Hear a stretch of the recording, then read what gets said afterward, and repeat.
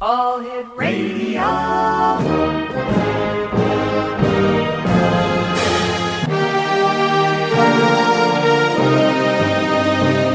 Welcome to the X Zone, a place where fact is fiction and fiction is reality.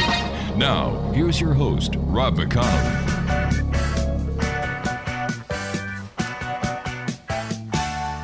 Tried to amend my carnivorous habits, made it nearly 70 days, losing weight without speed, eating sunflower seeds, drinking lots of carrot juice and soaking over rays, but at night I'd have these wonderful dreams, some kind of sensuous treat, not zucchini, fettuccine, bulgur wheat, but a big warm bun and a huge hunk of meat.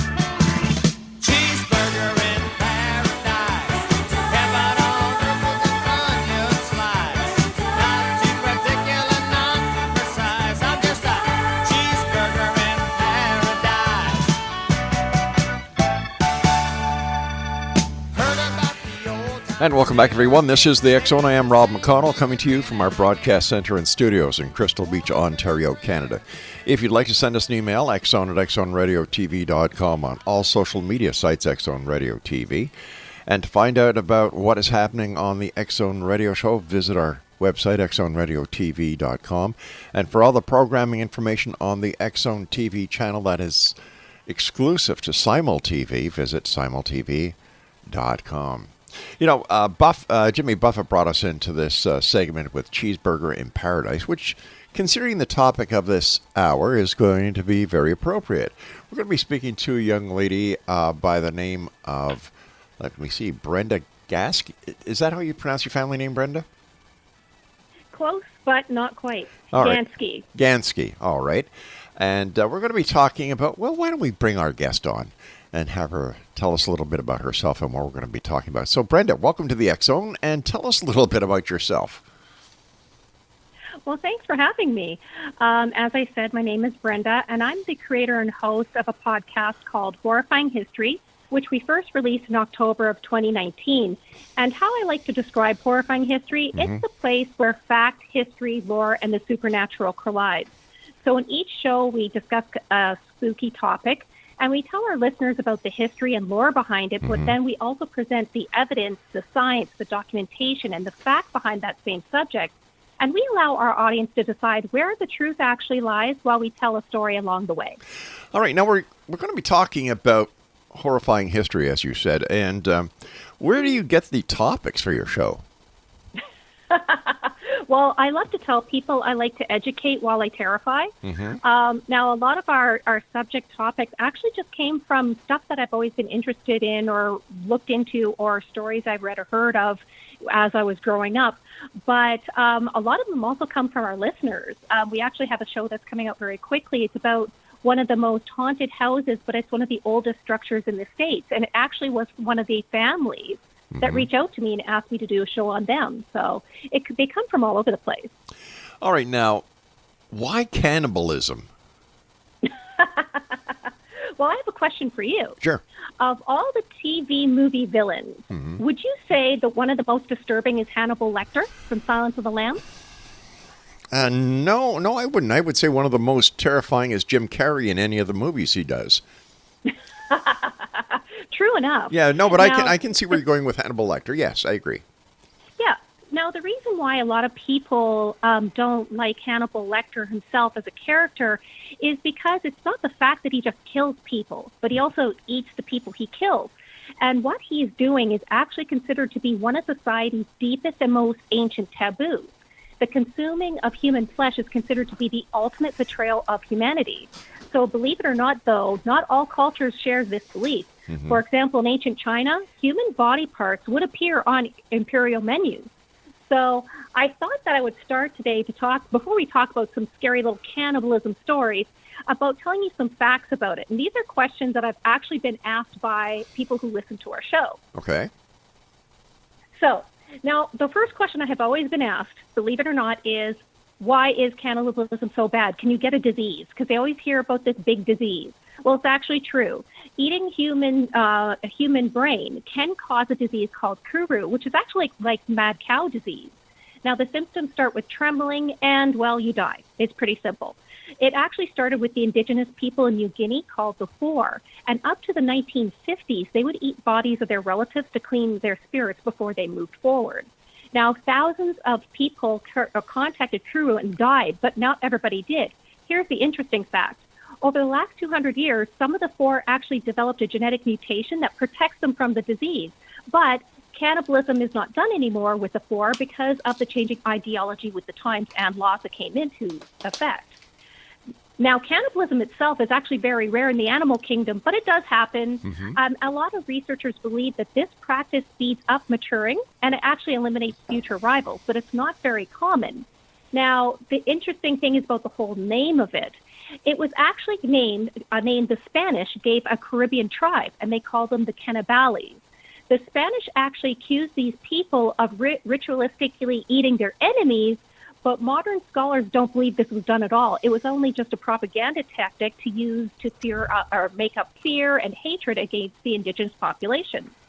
Now, just getting a little more closer to home, cannibalism actually was practiced in North America.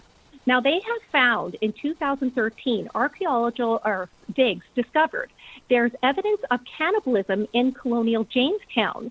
And what they found was markings on a skull of a 14-year-old girl that indicated she was eaten by the other settlers during a horrible winter that occurred in 1609. And there's also a lot of huge cannibalistic examples that we could go through history and see, but none is so weird than cannibalism was actually used as a medical treatment. So, for example, in Germany from 1600 to the 1800s, executioners had a side job. They would sell body parts as medicine. So human fat was sold as a remedy for broken bones, sprains, and arthritis. Apothecaries would stock human fat, flesh, and bone to use in their mixtures. Human skulls were often ground into a fine powder and mixed in with a liquid to treat epilepsy. Now, this sounds very weird today, but here's the thing. Many people do eat the placenta after giving birth or make it into pills to ingest. All right, Some now people that's say getting a little it- too strange right? for me. You know, eating placentas. Yeah, well, they do. But people think it actually prevents postpartum depression and it improves mood and energy. But here's the problem with that. So I'm going to have to be very clear in case anyone thinks of doing this.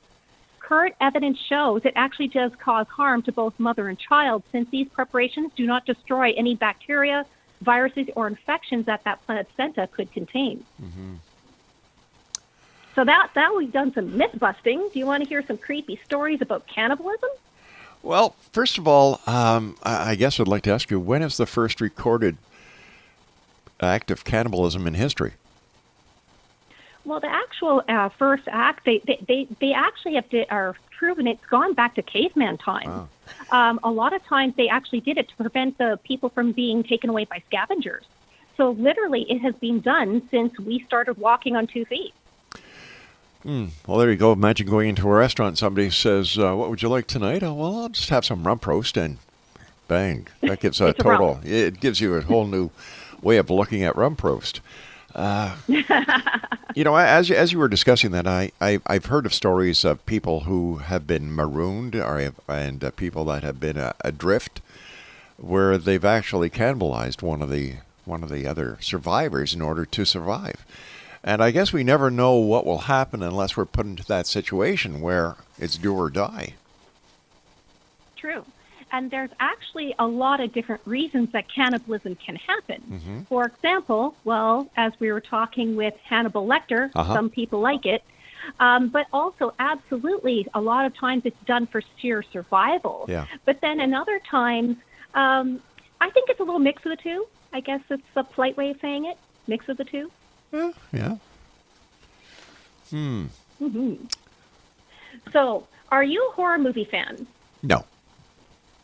No. No. Well, do you know who Wes Craven is? No. Well, Wes Craven is actually one of the best well-known horror movie makers that there ever was. In the late 1970s, Wes Craven was actually a struggling filmmaker, and he made the first horror film that he put out, which is the classic called The Last House on the Left. Now, he actually didn't want to do just horror movies, but he only could get financing for horror movies. And he soon realized he was pretty good at scaring people. So that's how he became one of the best horror movie filmmakers of all time.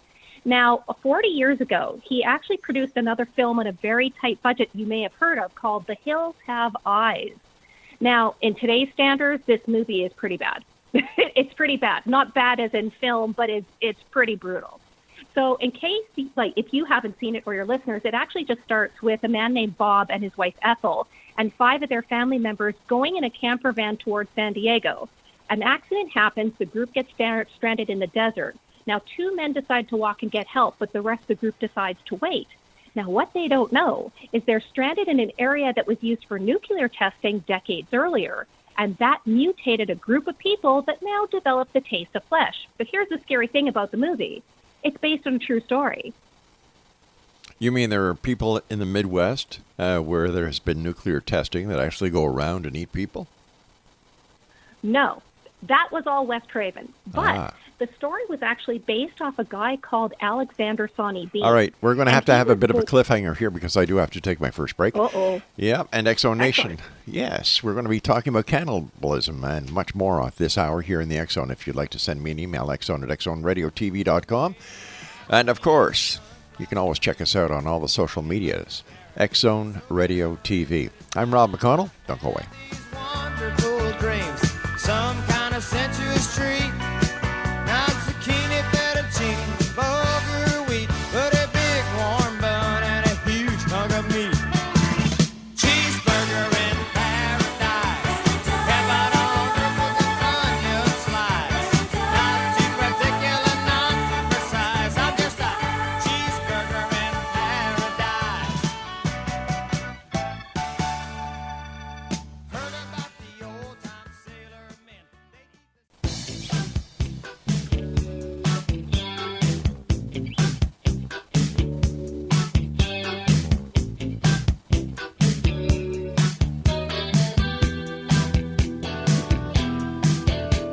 I'm saying all the things that I know you'll like. Make a good conversation. I gotta handle you just right. You know what I mean. I took you to an intimate restaurant, then to a suggested movie. There's nothing left to talk about unless it's horizontally. Let's get physical, physical. I wanna get physical. Let's get into physical. Let me body talk, body talk. Let me body. Welcome back, everyone. Brenda GANSKE is our special guest. And we're talking about horrifying history this hour here in the X-Zone. We're talking about cannibalism. All right. 2 cannibals sitting in front of a cauldron. One cannibal says to the other cannibal, "Are you having a good time?" The other one says, "Yeah, having a ball." There you go. Gives a new... We'll just let everybody's imagination say, what the hell is he talking about? An eyeball? Oh, yeah. Keeping an eye out for you. There you go. Yeah, let's go with that. Yeah. So you were going to tell us a story, and I had to go to my hard break, which I apologize for. So please continue. Well, no worries. So Alexander Sonny Bean, he was actually born in the late 1500s near Edinburgh, and very little is known about his early days. But what we do know is Sonny's father was a ditch digger and a hedge trimmer, and it's said that Sonny tried to work in his dad's chosen trade, but he realized that his goals in life did not involve any sort of work.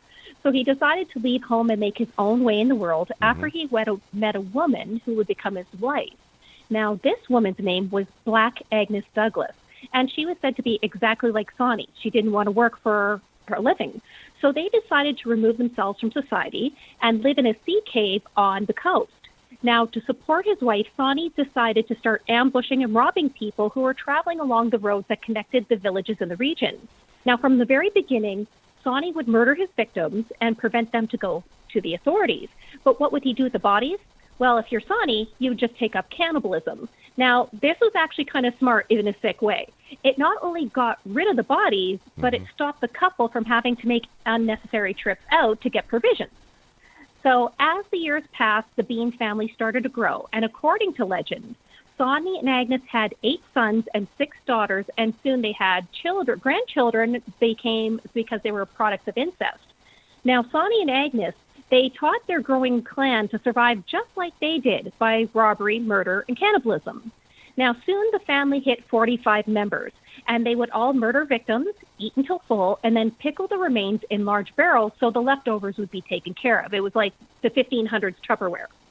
So they started taking parts of bodies like a foot here and a hand there and put it in the local waterways to make it look like animals were responsible for the missing people. But even so, a lot of people were going missing, so people started to notice, and locals started to make efforts to find out who the perpetrators were and to try to bring them to justice. But the problem was that the cave that the Bean family lived in was well hidden, and the mouth of the cave would fill with water at high tide, which made it invisible to passersby. Also, the Beans actually hunted at night, so that way they weren't seen. This in combination led the townsfolk not being able to find the criminals and bring them to justice, but sadly, they made a lot of people scapegoats, and they lynched them just to appease the growing mob. So I have to put in my bad joke here. Okay. Eventually, the Bean family, they bit off more than they could chew. Oh, I like that one. That's So cute. One night they actually went out hunting, and they spotted a family that was coming home from a fair. Now, they looked like they were easy targets, but they actually weren't. When the Beans attacked, they were surprised to discover the man was actually a really skilled fighter, and he did so, and he was carrying a sword and pistol. But by the time he was actually able to chase away the Beans, his wife was dead and already disemboweled. A separate group of people leading that same fair saw the attack and came to help, but the Beans got away, but now they were known. So after this event, the group traveled to Glasgow to report the attack and the murder to the magistrates. They brought this news to King James VI, who was on the throne of Scotland at the time. Now, King James was so shocked by this, he decided to actually take action himself, which was very rare then. He, along with 400 men, took out bloodhounds to the site of the slaughter. Now, the hounds quickly found the cave, and the Beans surrendered without any fight. Now, when people entered the cave system, they were shocked with what they found. It was filthy. There was body parts hung on the walls to dry, while others were in the barrels and the jars. Possessions of all the lost people were just dumped in piles around this cave. So the family was then put into chains and brought to a place called the Old Two Bulls Jail in Edinburgh. It was decided that these guys were so bad, they didn't even deserve a trial due to their actions. It was immediately decided that action had to be taken. So they cut off the guys' hands and feet and their boy stuff, and they were left to bleed to death. The women were then all burnt at the stake. Now, the Beans' reign of hungry terror then came to an end, but the story of the Alexander Bean and his family has been actually debated for years. Many believe it's true, even though there's a lack of documented evidence of their existence or of the trial and execution. Others think that's lore that developed over time, but nevertheless, it actually does point to maybe it's not true. And the reason is, there was Jacobite risings around that time. Now, these Jacobite risings were a series of rebellions and wars with Great Britain and Ireland that occurred between 1688 and 1746. These uprisings had the goal of returning what the Scottish thought was the rightful king to the throne, which was James II of England or James VIII of Scotland. He was actually the last British monarch, and his descendants of House of Stuart actually did ascend to the throne of Great Britain. But during this time, the English press regularly portrayed their enemies, especially people from Scotland, in a negative light or having an evil nature. So some people think that actually they could have just invented this story to make the Scottish look backwards and uncivilized. And there is even speculation that Daniel Defoe, who wrote Robinson Crusoe, actually wrote the story. But the interesting thing is, this whole story is a cottage industry in itself. If you go to Edinburgh, it's a huge attraction there, and it is one of their most popular attractions. And it also got published so much that it actually caught the eye of Wes Craven, and he was so inspired about a story that he read about Sonny Bean that he actually went and wrote his movie. But it actually helped influence another famous horror film, which was the Texas Chainsaw Massacre. That one I remember, and it was pretty gruesome. You know, it seems that the Scottish are pretty good at cottage industries because they did the same thing with the Loch Ness Monster. Exactly. Yeah. Why do you think in today's I society... would do it. Yeah. Well, you are doing it in a way. I am. Yeah. Why is it that people have an interest in cannibalism. You know, like why would we just not say, oh, look, it's part of dark history. Let's just leave it alone and move forward. Well, I honestly think it has to do with what I was saying earlier about the taboo of it. And if you think about it, what is the worst thing you can do? Really, there's a lot of bad things you can do out there. What is the absolute worst thing that you can do to another person is really to obliterate them away from existence. And what better way than cannibalism? When you said, you know, when you were talking before, and you were talking about, you know, what's the worst thing you can do to a person? I was going to say, well, not pay your taxes, because Revenue Canada can be pretty hard. Well, they're bloodsuckers. They can find you. Oh, they can. If anybody can, they can. Tell us a little bit. We've got about 2 minutes before I have to go to my next break. Tell us a little bit about your show.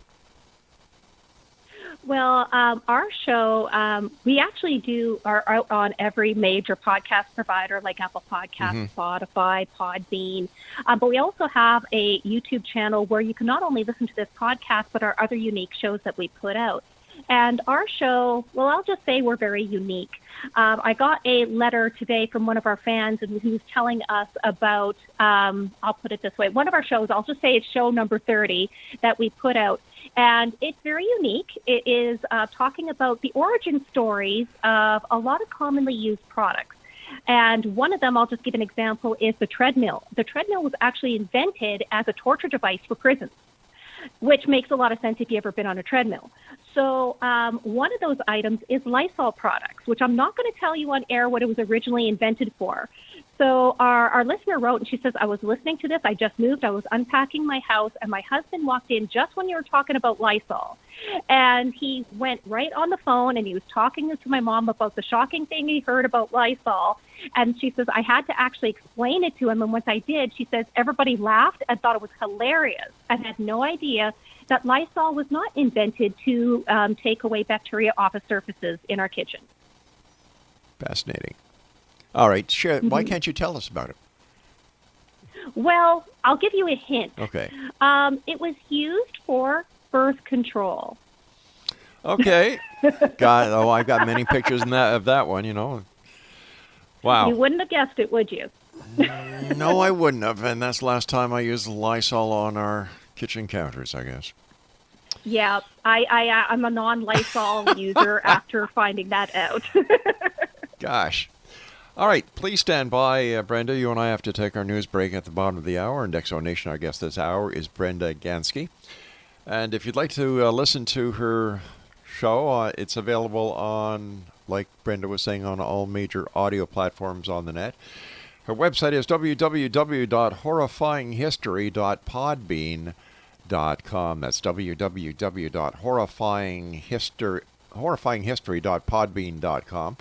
And we'll both be back on the other side of this commercial break with the news as we continue here in the X Zone with yours truly, Rob McConnell, from our broadcast center and studios in Crystal Beach, Ontario, Canada. All right, we have a brand new show starting on the X Zone Broadcast Network. Sue London, the pet psychic, is going to be joining us. Her show is entitled Ask Sue London, the Pet Psychic, and she's going to be on the X Zone TV channel as well as on the X Zone Broadcast Network. So interesting times. Her first show is going to be airing, I believe, the second week of December. For more information, check out our website, www.asksuelondon.com. I'm Rob McConnell. Don't go away. Then do a suggested movie.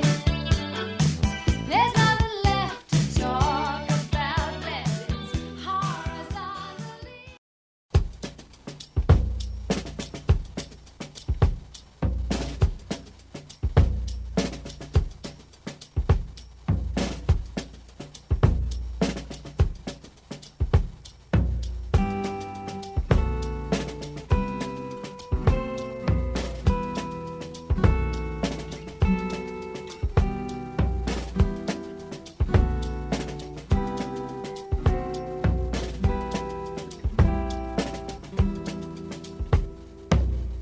Problem is all inside your head, she said to me.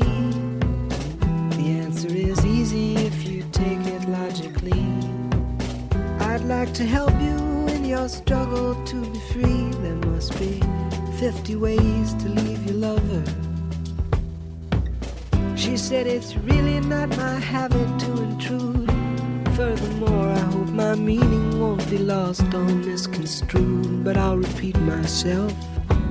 At the risk of being crude, there must be 50 ways to leave your lover. 50 ways. Exonation Brenda GANSKE is our special guest this hour. www.horrifyinghistory.podbean.com.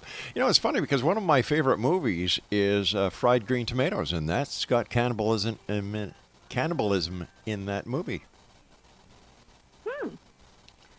I've never seen it. You'll have to see it. It's a rather twisted story. It's a good story. And it's funny, I was thinking during the break, well, geez, I haven't heard of, well, of course, Texas Chainsaw Massacre. Everybody's seen that one. And Silence of the Lambs. Well, yeah. Have you ever read the book Moby Dick? Yes, I have. Do you know that is actually based on a true story, too? No, I didn't know that. I didn't know that Herman Melville was into the weird and the macabre. Well, actually, it was based on a ship called the Essex. Mm-hmm. And what happened in July of 1852, Herman decided to take a steamer ship to Nantucket, Massachusetts, which was the home port for his book's protagonist, Captain Ahab. While he was there, he met and hung out with the locals. He took in the sights of the town that he imagined. But on his very last day, he met a man who was a 60-year-old gentleman, Captain George Pollard Jr. Now, George was the captain of the Essex that was sunk by a sperm whale in 1820, and this was the event that inspired his novel.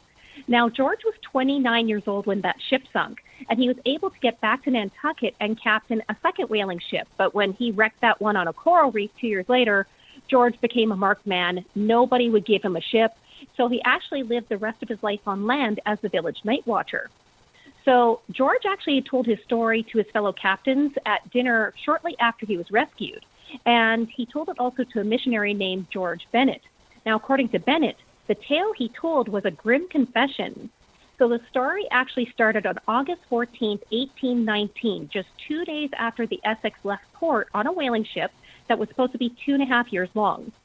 So soon after the Essex left its dock, it was hit by a squall, and it destroyed their top gallant sail and nearly sunk the 87-foot ship. But still, George and his crew was able to get to Cape Horn 5 weeks later. Now, just soon after they arrived, the 20-man crew found the waters in that area to be nearly fished out. So they decided to sail to the whaling grounds of South Pacific, which was actually way far away from land. The ship had to restock first, and when it actually did, they went to an island, and one of the crew members decided to set a fire for a prank. It was the dry season, and after they ran through the flames, they all escaped. They still could see the flames on that burning island after being at sea for a full day. Now, George was pretty upset, and he swore vengeance on any person who actually did this. They wouldn't admit who did it. But it made the island a blackened wasteland, which it was for many years to follow. And it actually went and made a species of tortoise and a species of mockingbirds extinct. Now, by November of 1820, this boat was about 1,000 miles from land in an area where they were very successful in finding whales. So in the day in question, George decided to go out in the whaling boats, and he left his first mate, who was a 23-year-old man named Owen Chase, to stay on board to make repairs. It was actually Owen who spotted an 85-foot whale lying in the distance. After a couple minutes, the whale started heading towards the ship. That whale hit the ship dead on, and the impact was so hard it threw the crew to the deck. The whale then passed underneath the ship and began thrashing in the water. Now, the crew who was left later claimed it appeared that it was distracted with rage and fury, but then out of the blue, it disappeared, and the crew started to attempt to deal with the big hole that was now in the ship and try to get the pumps operational to deal with the water coming in. But that's when that whale was spotted again, and he came faster. He hit the bow of the ship, and then he disappeared for good. Well, at this point, water started pouring into the ship, and it was so fast that the crew could only lower their safety boats and put them in their food and instruments, water, before the Essex just turned to its side and started to sink. So meanwhile, George was in the distance, and he saw his ship in distress. He came back, and he asked the first mate, okay, what'd you do? And he said, and I quote, "We have been stoved by a whale." Now, the men actually didn't want to leave the doomed ship, but the captain, he had a pretty good plan, he thought. They would travel to the nearest island for help. They had 3 boats and 20 men. So they calculated where the nearest land was, and in the most ironic decision ever made in nautical history, the first mate and the crew convinced George, don't go to those islands due to the fact they believed the islands were full of cannibals. So they wanted to go south. So the distance was farther, but they thought they could just get some trade winds or they'd run into another whaling ship and they'd be fine. So George then sided with his men and gave the order to travel south. From the beginning of this part of their adventure, this trip was just plagued with even worse luck. Salt water had saturated their food rations, so when the men ate it, they were dehydrated. The constant beating down of the sun didn't help, and believe it or not, George's boat was actually attacked by a killer whale. Now, 2 weeks later, they actually spotted land, but it was barren. Another week passed, they started running out of supplies. By mid-December, after they were at the sea for weeks now, the boats began to take on water. Their small portions of rations started taking their toll. Now, one man was reported to stand up, demand a dinner napkin and water before he fell over and had a seizure. He died that same day. So as at this point, the starving crew decided they had to actually sever the limbs from the body, cut the meat from his bones, remove his heart, and commit the rest of the body to sea. So that's when they started roasting body parts for supper. Now, over the next week, 3 more sailors died and had the same fate as the first guy. The rationed human flesh didn't last. Now, the survivors said the more they ate, the hungrier they got. Now, soon the men on the boats became so weak, they started to reason without any more food, they were all going to die. So on December 6, 1821, which was 9 weeks after the Essex sunk, the men decided to draw straws to determine who was going to be eaten next. That short straw was drawn by a man named Owen Coffin, who just happened to be George's cousin. Now, George, he wasn't having this. After all, he promised his aunt he would look after his cousin. But George threatened to shoot anybody who would come near Owen, but Owen stopped him. He said he was offering himself up for the others to survive. So they drew straws again, and one of Owen's friends drew the straw. The friend killed Owen, and soon there was nothing left. So on February 18th, after 89 days at sea lost, the last 3 surviving men on the first mate's boat saw an English ship and were rescued. After losing sight of each other for a couple days previous to this, George's boat had drifted 300 miles away. Now on this boat, there was only the captain and a man named Charles Ramsey. When they were found, on the bottom of the boat was the bones of the last crewmen. Now, they had eaten everything that they could. A week after the first mate's boat was rescued, an American ship saw the captain's boat and rescued the men. But they actually didn't rejoice on their being rescued. They actually jumped to the bottom of the boat to stuff the bones in their pockets. Now, when they were on the American ship, the men were seen holding onto these bones and refused to part with them. So soon all the 5 survived. They were reunited. And after recuperating, they returned to Nantucket. It was George who told his fellow captains about his experience. Now, the crew, they actually got no judgment because it was thought they only did what they did to survive the circumstances. But George, on the other hand, was not forgiven. You see, he ate his cousin. He was accused, believe it or not, of doing gastronomic incest. And George's aunt could not see him or have him in her presence ever again. It was said on the anniversary of the shipwreck, he would lock himself in his room and fast in honor of his lost crewmen. Wow. Talk about a total twist of a tale. Yeah, gastronomic incest? Yeah. So, Is that a crime? I don't know. So, Jeffrey Dahmer apparently isn't a very, very strange case after all. Not particularly. No. But the difference between Jeffrey Dahmer, he did it because he wanted to. These guys had to. Well, if somebody is mentally ill and they have to do something like cannibalism, is it that they wanted to or that they had to? True. Again, it's hard to say. Yeah. We never know what's going on in somebody's brain. True, very true. As we're both in Canada. You're in Ottawa, and I'm in Ontario, and I'm over here in Crystal Beach, Ontario. Are there any cases in Canada where cannibalism has been established as a fact?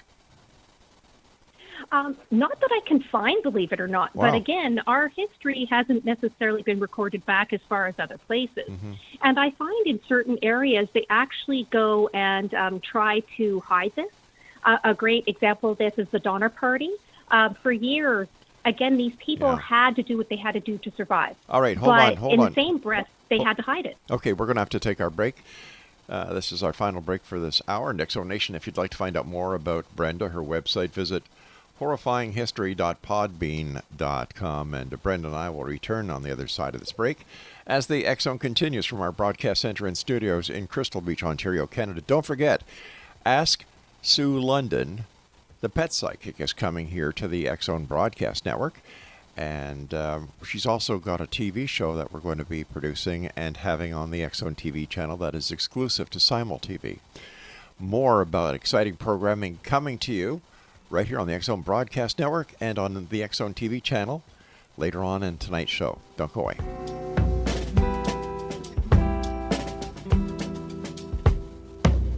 The problem is all inside your head, she said to me. The answer is easy if you take it logically. I'd like to help you in your struggle to be free. There must be 50 ways to leave your lover.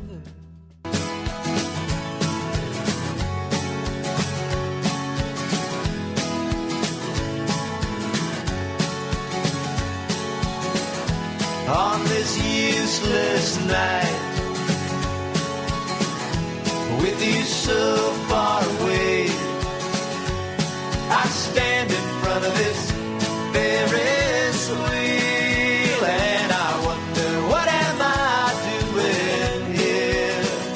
And I wonder, what am I doing here?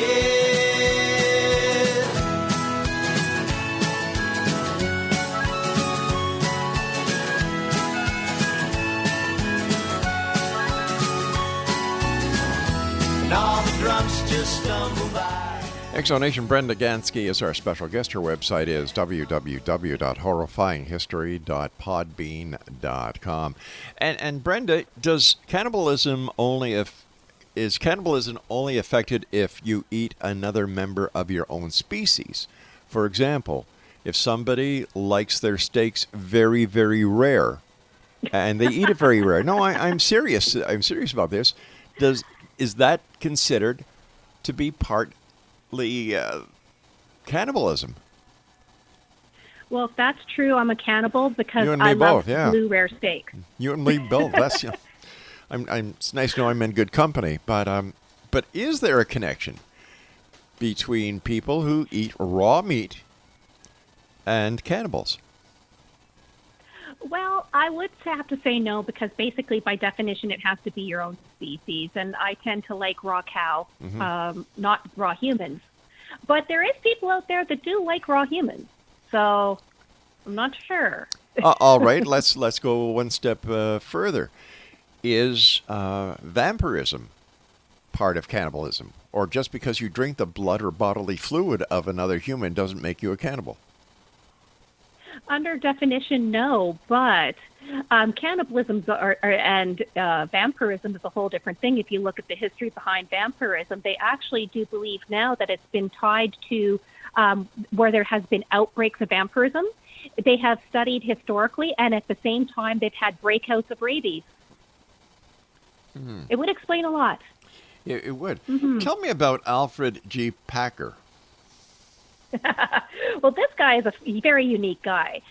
He holds a very unique place in American legal history. He is the only U.S. citizen who has been charged, tried, and convicted of murder and cannibalism. Now, believe it or not, Dahmer wasn't. It was just murder. So to tell you a little bit about Alfred, he was born in Colorado in 1847. He spent his early years drifting throughout the Utah Territory while supporting himself as a con artist. He mostly claimed he was a very experienced mountain man, but in the fall of 1873, he convinced 20 people in Salt Lake City to financially support an expedition up to Gunnison River in Colorado. He claimed this river was full of gold, and he would lead them there if they funded his trip. So Alfred was leading the group, and they made their way to the San Juan Mountains and pretty well got lost immediately. The party was near starvation when they found the winter camp of the local Ute indigenous tribe. Now, the indigenous people nursed them all back to health, and they warned them, turn back since the snow from the winter always blocks the mountain trails. Half the party listened. They went back to Utah. Those guys were the smart ones. The other 10 decided not to because they believed in their guide and his tales of gold, so they stayed with Alfred. The indigenous tribe then gave him supplies and advised them to follow the river upstream for safety, but, Alfred ignored this, and he went right back to the mountains. After he did, 5 more people clued in that this was a really bad idea and turned back. The other 5 was fueled by gold fever, and they continued on. Days later, they were exhausted, they were half frozen, they were out of food when they found a deserted cabin. Most of them just said, we want to go back to Salt Lake City, but Alfred didn't want to go. He was broke, and returning meant he would not get any money from the group. So when everybody was asleep, Alfred pulled out his gun. He shot 4 of them, who died instantly, but the 5th woke up with the noise. This guy tried to defend himself, but Alfred hit him in the skull with his rifle, killing him. He then robbed them all, and then he did something else. He decided to make human jerky. Oh. So, with his strength returned with all that human jerky, he packed the jerky to get him back to a place called the Los Pintos Agency. Several miles out, Alfred then dumped the jerky out of his backpack to conceal his crime. When he got to Los Pintos Agency, he was welcomed with open arms by the commander of the agency, which was a man named General Adams. Now, Alfred was offered food, but instead, Alfred only wanted whiskey, and he said, oh, no, I'm not hungry. Well, this made people suspicious. I mean, he's out in the wilderness for a long time. He looks pretty thin, but he doesn't want any food. So this is when Alfred pulled out his big bankroll, and people started asking a lot of questions. Now, Alfred's explanations of his time was pretty vague and contradictory. He first alleged he was attacked by the indigenous population, but then he changed his story and said that some of his party went completely mad and attacked him. But then 2 of the UT warriors discovered the remains of the jerky that Alfred discarded, and they reported this to General Adams. Adams ordered for Alfred to be immediately locked up, and he sent a lawman who was named Lottier to the crime scene to investigate. But somehow, as Lottier was doing his investigation, Alfred managed to escape prison. He made his way back to Utah, and he lived for the next 10 years under an assumed name. Now, one day, a member of the original party of Alfred saw him and recognized him. Alfred was then arrested on March 12, 1884, and he returned to Colorado for trial. Now, of course, Alfred was like, oh, no, I'm innocent here. But soon the evidence made it pretty obvious what he did. This is when Alfred confessed, but he didn't just confess. He started to revel in all the attention he was getting in the press due to the trial, and he started talking about the merits of eating human flesh during the trial itself. In fact, one of the final days of trial, Alfred said that the best human jerky was made from the meat on a person's ribs. Now, the judge, he was not impressed with this at all, and he said, and I quote, and I'm going to try not to laugh. Okay. Alfred G. Packard, you no good son of a bitch. There wasn't but 7 Democrats in Hinsdale County, and you done eat 5 of them. You're going to hang by the neck until you're dead. So he ate most of the Democrats. So there's a very important message right there. You know, if you're going to eat, don't eat a Republican, eat a Democrat. They're tastier, apparently. Apparently. Now, the funny thing is, Alfred actually got away with what he did due to a technicality. Now, here's the technicality. His lawyer appealed his conviction due to the crime was committed in 1863 in the territory of Colorado. But the trial began in 1844 in the new state of Colorado. The state constitution was adopted in 1876, and it did not address this type of crime. So they had to drop the charges down to manslaughter. So therefore, they couldn't hang him. So Alfred was then re-sentenced to 40 years in prison, and he was paroled in 16. He was freed in 1901 and spent the rest of his days working on a farm as a farmhand, and he was living near Denver before he died in 1907 in his sleep. You know, for some strange reason, I find myself getting very hungry as we progressed through this hour. Are you wanting ribs? No, a nice, really raw steak. You know, what's the name of that? Well, the next time I'm up there, I'll go take you for a steak. All right, and you and I will eat it raw, and we'll have everybody look at us, and we'll say, hey, we're just chewing the fat. Oh, sorry. Couldn't help that one. So listen, what's next for you? You know, like you're a very interesting young lady. You're a Canadian, which I'm very proud of. So tell us more. What's next for you? You've got this successful podcast going on, and where do you go from here? Well, That wasn't planned, actually. I originally started Horrifying History just because it was a hobby, honestly. A girlfriend of mine had, I was living in Alberta, started a podcast, and being a good friend, got to listen to it. Yeah. And she asked me to be on her show, and that's when I came up with the idea. I didn't expect it to be successful, but with that, we've branched out a lot. And thankfully, I have a great team behind me. Thank God for them. We actually have developed a lot for our YouTube channel. We've developed a show called History Cole's Notes, which is a synopsis. As you know, Cole's Notes is a synopsis of something. Yep. And we take the most commonly asked history questions and we answer them. For example, what is Prohibition? We did a limited series, about 15 shows. We are now moving on to our third show that we're planning right now. And I think we're going to be doing the very first paranormal game show that I've ever seen. So it's going to be interesting. It's going to be coming out this winter. Actually, there already is a paranormal game. Are you talking about a board game or a TV game? Nope. It's going to be like a game show, TV show. There's already one out, and it came out in 1993. I wonder if it's going to be like ours. I don't know. I was the executive producer for it, so that's how come I know it goes back to 1993. Oh. Well, what was that one about? The paranormal. Parapsychology. Parapsychology. Ours is going to be called Two Spooks and a Lie. We are going to it's basically a twist off the good old game of Two Truths and a Lie. Yeah. I tell 3 stories. Yeah. They're coming in from right now from our listeners, and you get to choose which one's a line of crap and which one is the actual truth. Well, good for you.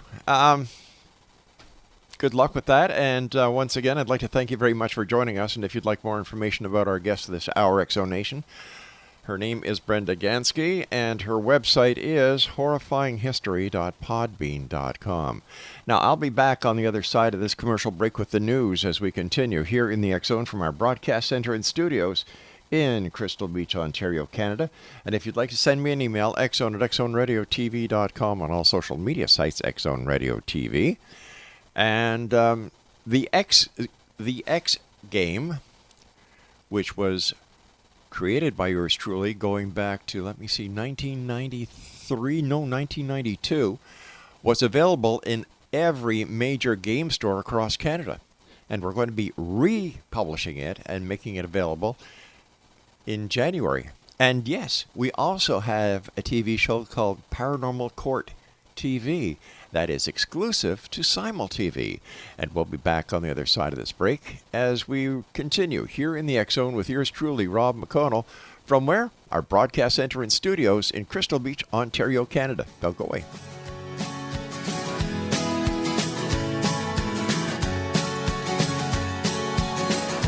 On this useless night, with you so far